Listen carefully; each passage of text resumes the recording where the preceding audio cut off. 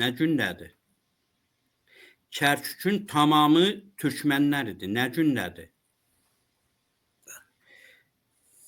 Bugünkü Ermənistanın tamamı Azərbaycan türkləri idi. Nə gündədir? Bəli. Tarixdə biz belə o qədər nümunələr vardı ki, biz bir addım, bir saniyə yubansaq, artıq onun bədəlini çox ağır ödəyəcəyik. Onun əvəzini, cəzasını çox ağır ödəyəcəyik. Ona görə də burada biz çoxunluqdayıq deyib arxayınlaşa bilmərik. Yox. Elə deyil ki, biz hər şeyi gözümüzü yumaq. Bu sadəcə Güney Azərbaycana və bütöv Azərbaycana dəyməyəcək bu zərbə. Bu Türkiyəni də parçalayacaq və bütün Türk dünyasında darmadağın eləyəcək. Bəli, bir proses olsa elə gedir qabağa. Bəli, bir proses təşkil.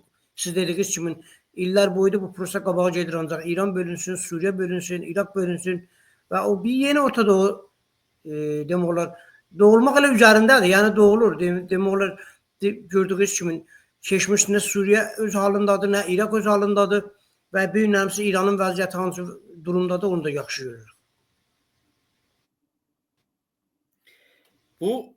Bu bölgə mən bilməm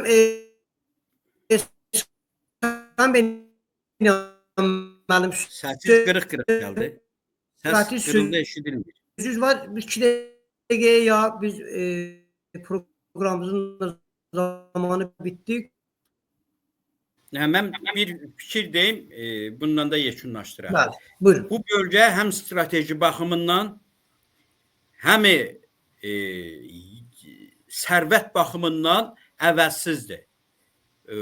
Bir zaman Əbülfəz Elçi bəy prezident olanda Türkiyədən 3 millət vəkili gəlmişlər. Mən onları Əbülfəz bəylə görüşdürürdüm.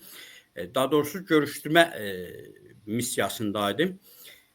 O Türkiyə millət vəkillərində bir xəritə vardı.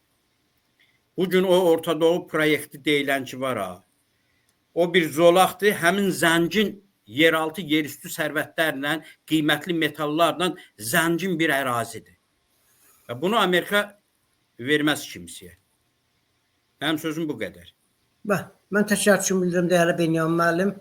Danışığımızı qəbul ediniz və bizi oturup görənlər, işləyən ya daha sonra görənlərdədir. Minnət davam edirəm. Sağ olun, yaşayın. Allah'a tapşırın. Mən sizə təşəkkür edirəm. Sağ olun.